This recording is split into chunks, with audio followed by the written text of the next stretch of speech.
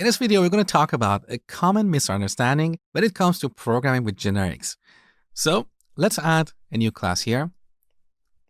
We call it instructor. We want the instructor class to inherit from the user class. So here we type extends user. Now we have a compilation error. It says there is no default constructor available in user.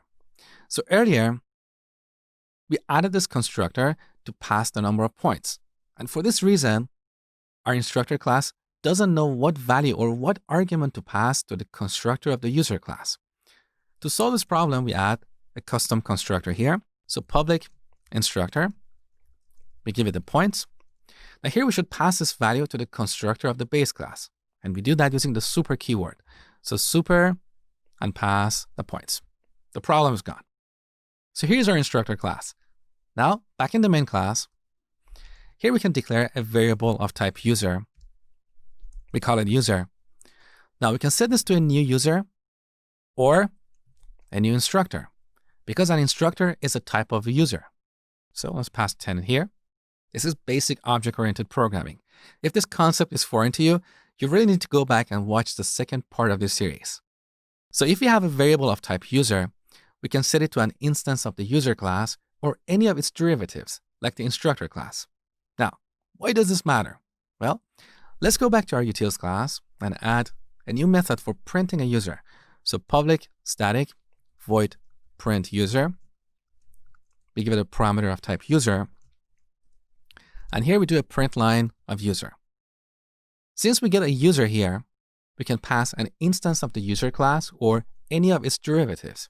So back in the main class, we can call utils.print user.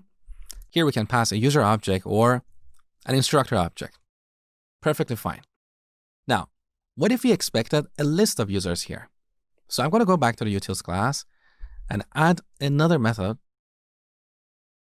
for printing a list of users. So public static void print users. The type of the parameter should be generic list of user, and we call it users. Now don't worry about the implementation. So this method takes a generic list of users.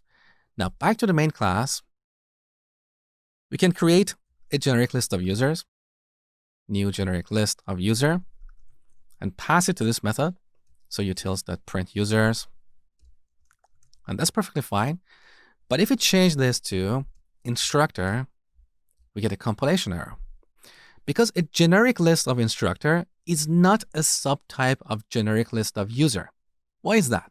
Well, earlier we talked about how these generic classes work under the hood.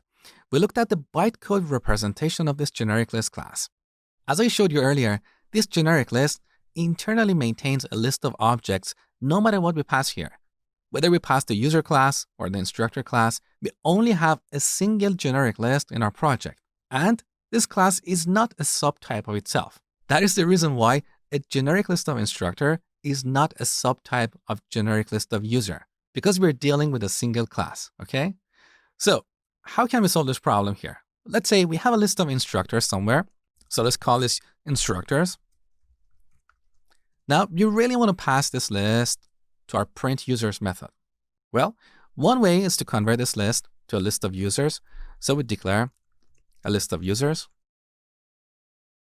Then we have to iterate over the list of instructors and add each instructor object to our list of users. Once we do that, we'll be able to pass the list of users here. But this is tedious, right? In the next video, I'm going to show you how to solve this problem using wildcards.